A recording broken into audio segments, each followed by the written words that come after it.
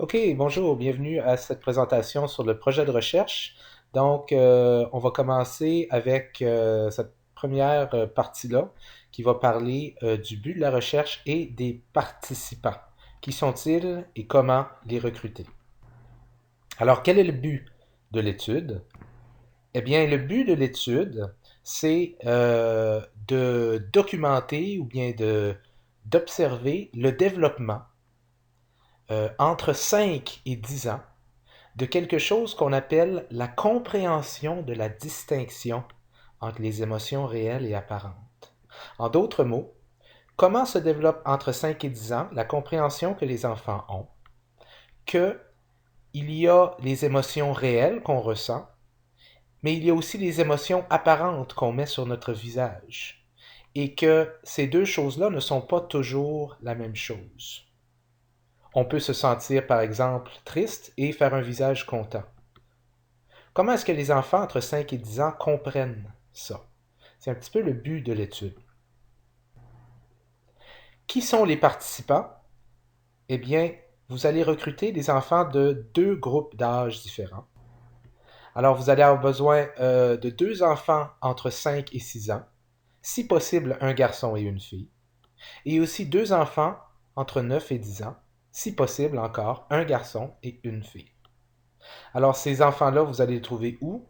Eh bien, n'importe où, dans le fond, où vous pouvez avoir accès à des parents, mais surtout à des enfants, mais surtout à des parents qui pourraient consentir à ce que leurs enfants participent à l'étude. Alors, on parle ici d'école, peut-être retourner dans votre école primaire. On parle de famille, peut-être que certains de vos amis ont un petit-neveu ou quelque chose comme ça. On parle, si vous travaillez dans un milieu là où il y a une garderie après l'école ou quelque chose comme ça, ou si à votre travail, quelqu'un a des enfants. Donc, il va falloir trouver quatre enfants, deux entre 5 et 6 ans et deux entre 9 et 10 ans.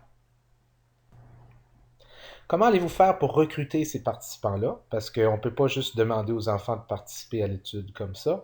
Il va falloir utiliser des documents formels que je vais vous donner. Les deux premiers documents que vous voyez ici, à votre gauche, vous voyez la lettre aux parents.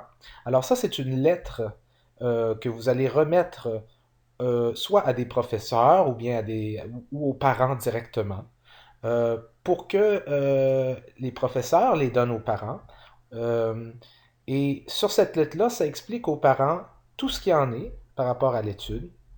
Et aussi, donc, à droite, vous voyez le formulaire de consentement parental. Alors, les parents recevront deux formulaires de consentement parental comme ça ici.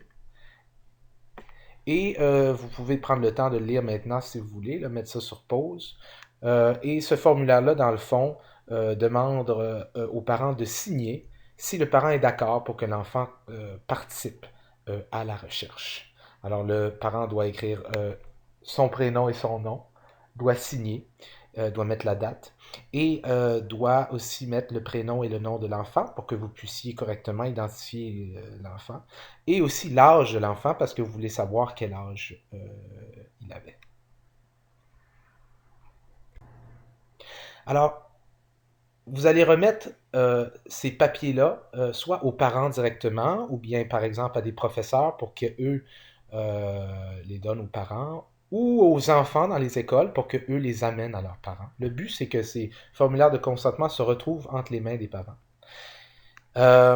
Et il faut que les parents consentent à la participation de leur enfant. Donc, les parents doivent signer le formulaire de consentement parental et vous remarquerez, lorsque je vous le donnerai, que je donne deux copies identiques de ce formulaire parental.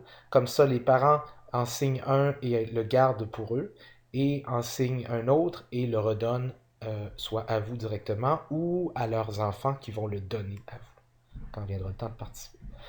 Très important, vous ne faites pas participer l'enfant. Vous ne faites participer l'enfant que si vous avez reçu le formulaire de consentement parental signé et daté pour cet enfant-là. Et vous ne voulez pas faire participer un enfant lorsque vous n'avez pas la preuve que ses parents consentent, qu'au moins un parent consente à sa participation.